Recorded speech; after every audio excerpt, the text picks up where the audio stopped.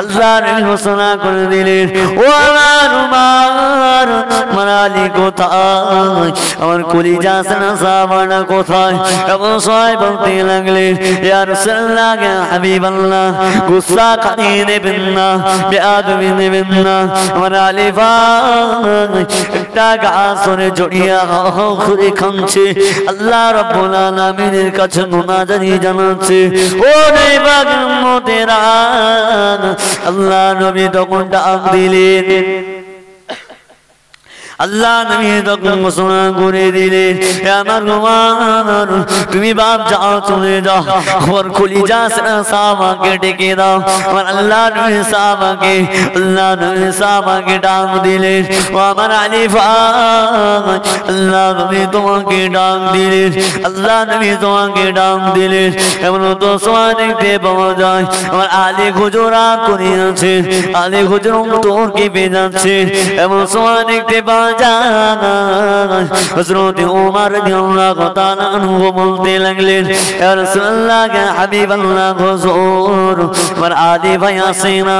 আল্লাহ নবী স্বয়ং নিজে চলে গেলেন আমার আলী হুজুরের কাছে। আলী হুজুর বলতে লাগলেন, ইয়া রাসূলুল্লাহ ইয়া হাবিবাল্লাহ, আমি আপনার সামনে যেতে চাই না একটাই কারণ, আপনার সামনে যেতে চাই না একটাই কারণ, দুনিয়া জমিনে আল্লাহ পাক এমন কোন ধন সম্পদ দেয়নি যে আপনার কদমে গিয়ে আমি ওই ধন সম্পদ গুলো রেখে একটু আল্লাহর কাছে মহব্বত করে শুকরিয়া যাপন করব। আল্লাহ পাক আমার ওসমান ভাইকে কত ধন সম্পদ দিয়েছেন, আমার আলী ভাইকে কত ধন সম্পদ দিয়েছেন, আমার ওসমান ভাইকে কত ধন সম্পদ দিয়েছেন। আল্লাহ নবী সাহাবা ঘোষণা করে দিলেন, ও আমার হুজুর, গুসা কাটিয়ে নেবেন না, বেয়াদবি নেবেন না। আল্লাহ পাক দুনিয়া জমিনে এমন কোন ধন সম্পদ দেয় নাই যে আপনার কদম মোবারকে গিয়ে ওই ধন সম্পদ গুলো রেখে আসবো। আল্লাহ পাক ঘোষণা করে দিলেন, ও আমার আলী, তুমি কি জানো না বাপ, তুমি কি জানো না বাপ, আল্লাহ পাক সব সাহাবা হুজুরের দান গুলো কবুল করার আগে তোমার সামান্য টুকু দান আল্লাহ পাক সর্বপ্রথমে কবুল করে নিয়েছে। জোরে বলুন আল্লাহ পাক দুনিয়ার জমিনেই তোমাকে সামান্যটুকু দিয়েছেন, তুমি যেই সামান্যটুকু ইসলামের জন্য দান করে দিলেন, ইসলামের জন্য দান করে দিলেন, ইসলামের জন্য যেটা দান করে দিলেন সেইটাই আল্লাহ পাক সর্বপ্রথমে কবুল করে নিয়েছেন। জোরে বলুন সুবহানাল্লাহ।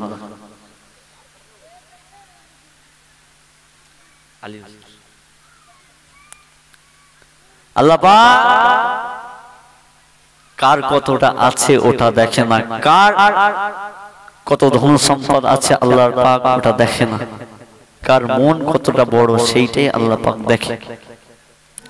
দান করো, মন খুলে দান করুন, এমন ভাবে দান করুন ডান হাত দিয়ে দান করবে, বাম হাত না জানো জানে।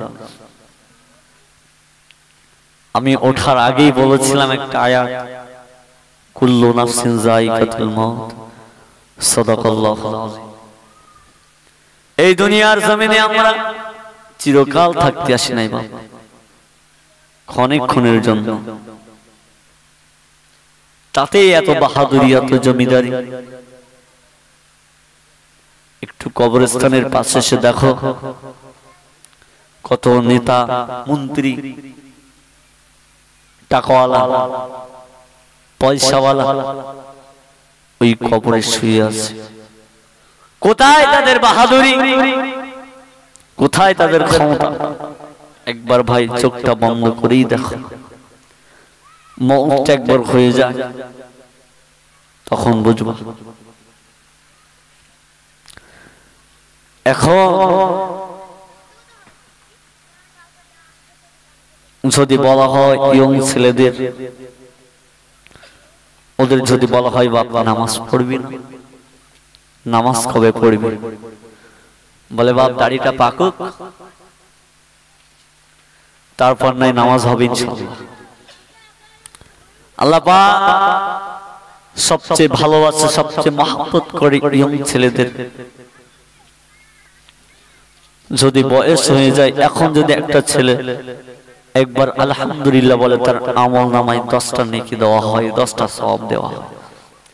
একটা বয়স্ক মানুষ যদি একবার আল্লাহু আকবার বলে, তার আমল নামায় একবার আল্লাহু আকবার বলার কারণে একটাই সওয়াব দেওয়া হয়। হায় রে মুসলমান,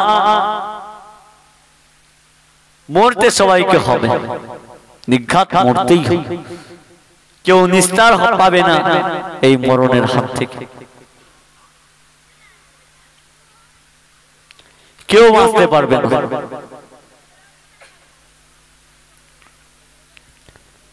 এখন থেকে আল্লাহকে ভালোবাসুন, নবীকে মহব্বত করুন। যার জীবনে, যার লাইফে বিশ্বনবীর আদর্শ নয়, সে তো বিশ্বনবীর কাল কিয়ামতের ময়দানে মাহশরে কারোর কথা চলবে না। ওই ক্ষণটায় অনেক ভয়ঙ্কর জিনিস, কাল কিয়ামতের ময়দানে মাহশরে কঠিন দিনে কি হবে একবার ভেবেছেন? কি জবাব দেবেন একবার ভেবেছেন? আরে সোনার মানিক মুসলমানরা, ও নবী পাক উম্মতেরা, মরতে সময়কে হবে, মরণ একদিন ঠিকই হবে, মরণের হাত থেকে কেউ রেহাই পাবে না। বা ও নবী পাক উম্মতেরা, কাল কিয়ামতের ময়দানে মাহশরে আল্লাহ পাক সবাইকে যখন কাতার বন্ধ করাবে, সবাইকে যখন দাঁড় করাবে, কাল কিয়ামতের দিন যখন তোমার বিচার হবে, সেই সময় আল্লাহ পাক রব্বুল আলামিনের কাছে বাপ তুমি কিসের জবাব দিবে? বা আল্লাহ পাক রব্বুল আলামিনের কাছে তুমি কি নিয়ে উঠবে? বা ও মরণ কাউকে ছাড়বে না। আমি আবু সাইদ বলিবা, আজকে নামাজ আদায় করে এ মাহফিলটা শেষ করে আপনাদেরকে বলিবা, আল্লাহ পাক আপনাকে যদি হায়াতে রাখে, আজকে শোয়ার আগে ওযু বানিয়ে ওযু করে নিয়ে আল্লাহ পাক রব্বুল আলামিনের নামাজটা আদায় করে ফরজ হুকুমটা আদায় করে নিয়ে ওই বালিশটা মাথায় দিয়ে একবার নিজেকে মনে করবেন, আমি আর দুনিয়ার জমিনে নাই, আমি আর দুনিয়ার জমিনে নাই, হয়তো আমি এখন কবরে শুয়ে আছি। আল্লাহ পাক তোমাকে যদি হেদায়েত করে দেয়, মাশাআল্লাহ, আল্লাহু আকবার, তোমাকে যদি হেদায়েত করে, ও সোনার মানিক, দুনিয়ার মায়ে পড়ো না, বা আল্লাহকে মহব্বত করুন, আল্লাহকে ভালোবাসুন। আরে সোনার মানিক, নবী পাকের আদর্শ কিরকম ছিল, নবী পাকের ভালোবাসা কিরকম ছিল, নবী পাকের আখলাক কিরকম ছিল, ও নবী পাকের উম্মতেরা, আল্লাহ নবী সাহাবাদের আদর্শ কিরকম ছিল, আল্লাহ নবী সাহাবাদের আদর্শ কিরকম ছিল। আল্লাহ নবী সাহাবাগুলো কেউ কোনোদিন কাউকে ছোট বড় কথা বলি না, আমরা তো শেষ নবীর উম্মত হিসেবে দাবি করি। আল্লাহ নবী কোনোদিন উঁচু গলায় কথা বলে নাই। আল্লাহ নবী 63 জিন্দেগিতে কোনোদিন একটা মিথ্যা কথা বলেনি। আরে সোনা মানিক, আমরা তো শেষ নবীর উম্মত হিসেবে দাবি করি। ও নবী পাকের উম্মতেরা, ফজরের নামাজ আদায় করে নি, ফজর থেকে এশা পর্যন্ত তুমি নিজে নিজে চিন্তা করবা, আজকে কতটা গুনাহ করলাম, আজকে কতটা গুনাহ করলাম, আজকে কতটা নেকির কাজ করলাম। তুমি নিজেকে প্রশ্ন করবে, তুমি তোমার নিজেই বলে দেবে তুমি কতটা নেকির কাজ কাজ করেছো, কতটা সওয়াবের কাজ করেছো, কতটা গুনার কাজ করেছো। ও আমরা যদি অনেক কষ্ট করে ইসলামটাকে পেতাম, তাহলে মনে মর্যাদা দিতাম, তাহলে মনে সম্মান দিতাম। ও আমার সোনামানি, ইসলামকে সম্মান করবা না চাইতে পেয়ে গেলাম, সেই জন্য আমাদের কাছে ইসলামটার কোনো কদর নাই। না চাইতে পেয়ে গেলাম তো সেই জন্য কোনো কদর নাই, ভালোবাসা নাই। হায়রে মুসলমান, মরতে সবাইকে হবে। আল্লাহ পাক কোরআনের মধ্যে চালিয়ে দিলেন, কুল্লু নাফসিন যায়িকাতুল মাউত, মরণের স্বাদ সকলকে গ্রহণ করতে হবে। আল্লাহ পাক কোরআনের মধ্যে জানিয়ে দিলেন, কুল্লু নাফসিন যায়িকাতুল মাউত, মরণের সাথ সবাইকে গ্রহণ করতে হবে। চাই হোক না কেন, ধনী হোক না কেন, পয়সাওয়ালা হোক না কেন। ও আমার সোনা মানি, একটু শুনে না বাপ। ও তেরা, যতই বড় ধনী লোক হোক না কেন, যতই বড় নেতা মন্ত্রী হোক না কেন, যেখানে যা আজরাইল আলাইহিস সালাতু ওয়াস সালাম তোমার দুয়ারে ঠিকই পৌঁছে যাবে। ওই সময়টায় তওবার কোনো কাজ হবে না, কোনো তওবায় লাভ হবে না। সেই সময়টা যতই তওবা করবা, তওবায় কোনো লাভ হবে না। এখন আমি বলে যাইবা, আল্লাহ পাক সময় দিয়েছেন। ওরে পাক উম্মতিরা, আল্লাহ পাক আমাদের একটা সময় জ্ঞান দেয়নি, বিবেক দেয়নি, বুদ্ধি দেয়নি। ওরে পাক উম্মতিরা, দুনিয়ার জমিনে এসেছি, আল্লাহ পাক দুনিয়ার জমিনে প্রেরণ করেছেন। আমাদের জ্ঞান নাই যে তা নয়, আল্লাহ পাক আমাদেরকে জ্ঞান দিয়েছেন, বুদ্ধি দিয়েছেন, চিন্তা করার জন্য একটা দিমাগ দিয়েছেন। ও আমার এই পাক উম্মতিরা, একটু করে চিন্তা করেন বাপ, হয়তো তুমি দুনিয়ার জমিনে এত আশা আকাঙ্ক্ষা নিয়ে কি হবে, দুনিয়ার এত ভালোবাসা কোথায় যাবে? ও নবী পাক উম্মতিরা, আল্লাহ না করো হায়াতে তৈয়বা দান করো। আল্লাহ পাক আজকে হয়তো এই মাহফিলটা শেষের পরে তুমি গিয়ে যখন তোমার নিজ ঘরে যখন শুয়ে পড়বা, আল্লাহ পাক না জানি হযরত আজরাইল আলাইহিস সালাতু ওয়াস সালাম এসে তোমার জানটা না কবজ করে নেয়, তোমার জান না কবজ করে নেয়। তো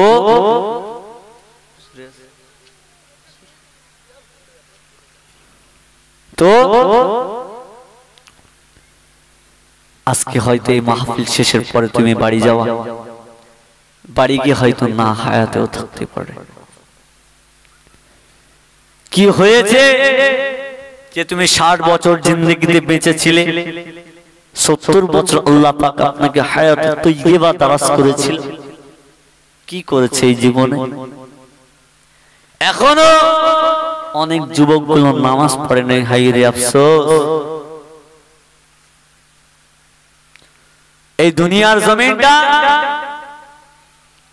মুমিনদের জন্য জেলখানা। আগেই বললাম মুমিনদের জন্য এই জমিনটা অনেক কঠিন, কিন্তু একটা কাফেরের জন্য বেঈমান অনেকটাই সহজ। ও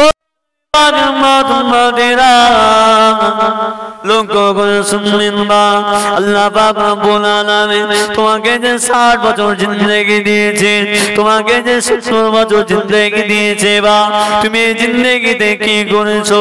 কাল কিয়ামতের ময়দানে মাসরে আল্লাহ পাক রব্বুল আলামিনের কাছে কি নিয়ে যাবে? আল্লাহ পাক রব্বুল আলামিনের কাছে কি নিয়ে যাবে কঠিন ময়দানে মাসুরে সেই দিন কোন সাফাত চলবে না। ও রে বাদমতেরা এখন আমরা গুনাহ করে চলেছি, গুনাহ করে চলেছি, হাতের গুনাহ, পায়ের গুনাহ, চোখের গুনাহ। ও রে বাদমতেরা গুনাহ করে করে করে করে পাহাড় করে ফেলেছি। আগারে শেষ নবীর উম্মত, আমার আখিরি নবীর উম্মত, একটু কোনি দিমাগ দিয়ে ভাবে, একটু কোনি ভেবে দেখেন আমরা যে গুনাহ করে চলেছি, আল্লাহ পাক যদি এই গুনাহকে না মাফ করেন, আল্লাহ পাক যদি গুনাহকে না ক্ষমা করেন, কাল কিয়ামতের ময়দানে মাসুরে আল্লাহ পাক রব্বুল আলামিনের কাছে তুমি কি জবাবদিহি করবে? আমরা যা গুনাহ করি কাল কিয়ামতের ময়দানে যদি আল্লাহ পাক এক এক করে জিজ্ঞাসা করে, দুনিয়ার বিচার আর কিয়ামতের বিচার আকাশ জমিন পার্থক্য। এখানকার বিচার আর সেখানকার বিচার মোটেও এক, আসমান জমিন পার্থক্য।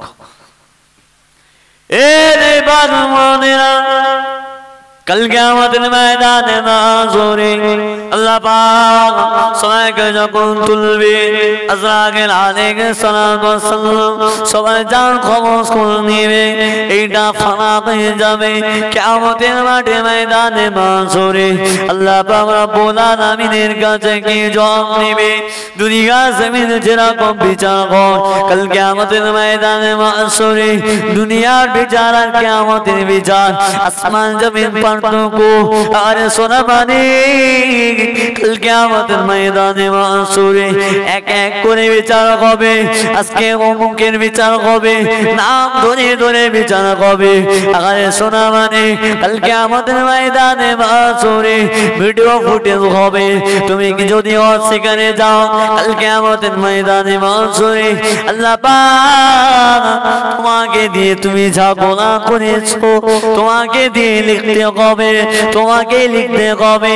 এমন সময় দেখতে পাওয়া যায় কাল কিয়ামতের ময়দানে মাশরে তোমার লিখতে লিখতে লিখতে কলমের কালি শেষ।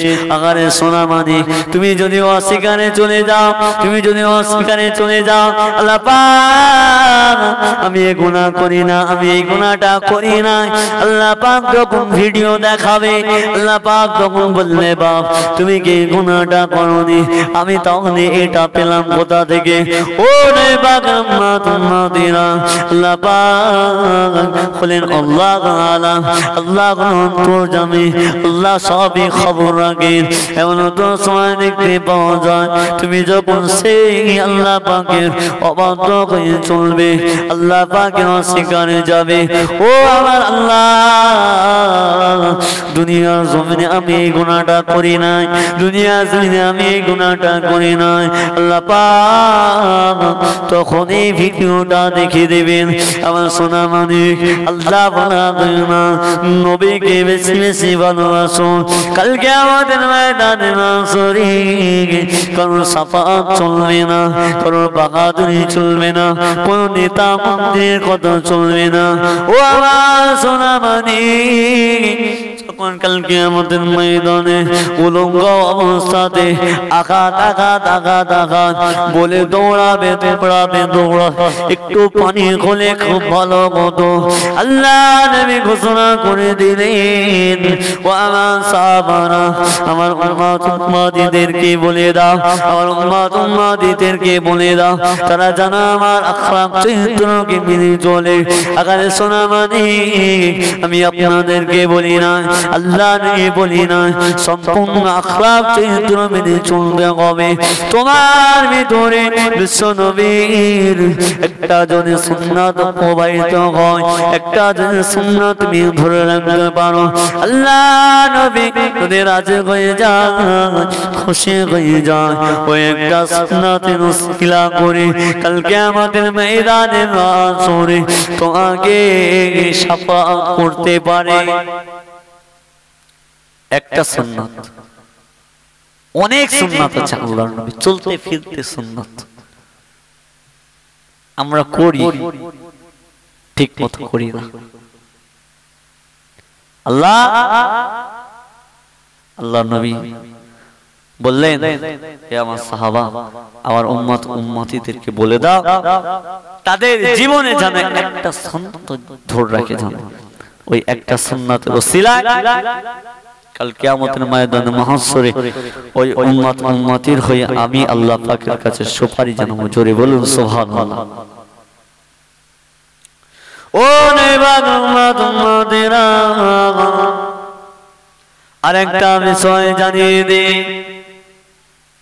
আল্লাহ পাক এক জায়গায় নাই, দুই জায়গায় নয়, তিন জায়গায় নাই, চার জায়গায় নয়, 82 বার ঘোষণা করে দিল সালাত, এসো নামাজের জন্য।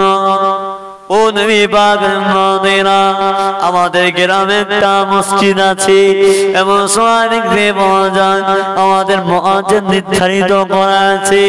ও নবী পাকের উম্মতেরা, এই মুয়াজ্জিন দিনে 5 বার হাইয়া আলাস সালাহ হাইয়া আলাল ফালাহ বলে ডাকতে থাকে।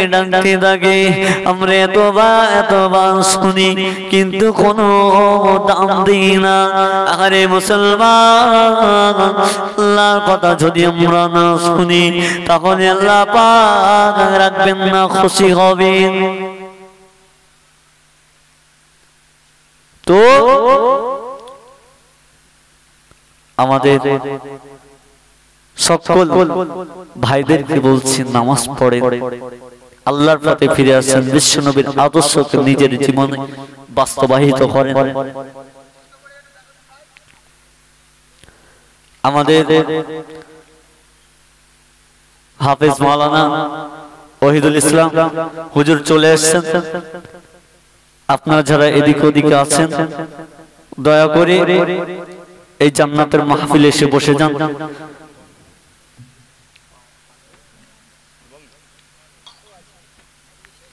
দুরূদ শরীফ আল্লাহুম্মা সাল্লি আলা মাওলানা মুহাম্মদ ওয়া আলা আলি সাইয়্যিদিনা মাওলানা মুহাম্মদ।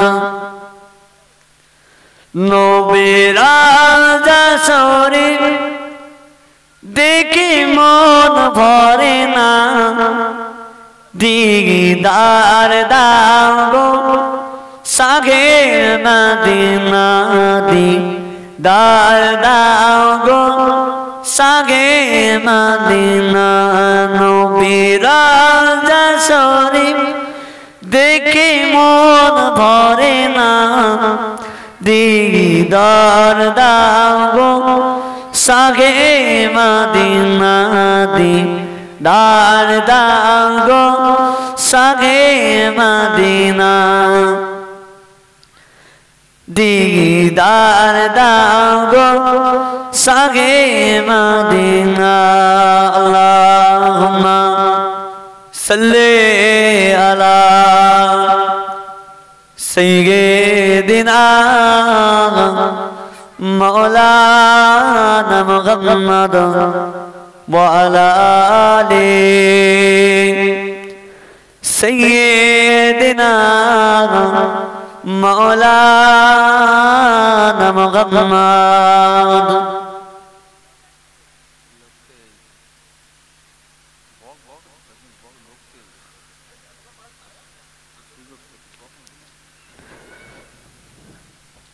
জন্ম আমার নবীর যুগে হলে কেমন হতো,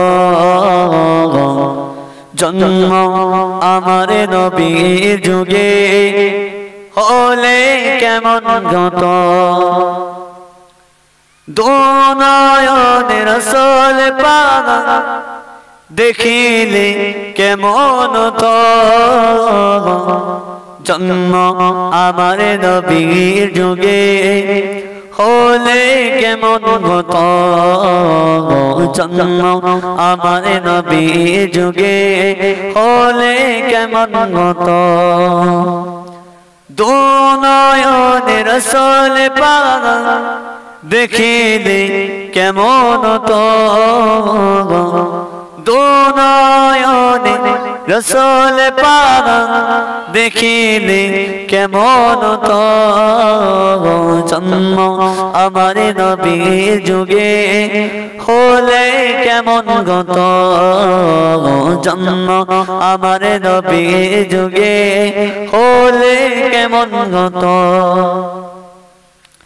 আশিত বেশে হযরতে বেলাল মধুর আযান আশিত বেশে হযরতে বেলাল মধুর আযান সে আযান ছিল এমন প্রেম মুগ্ধ রহমান জন্ম আমার নবীর যুগে হলে কেমন হতো জন্ম আমার নবীর যুগে হলে কেমন হতো।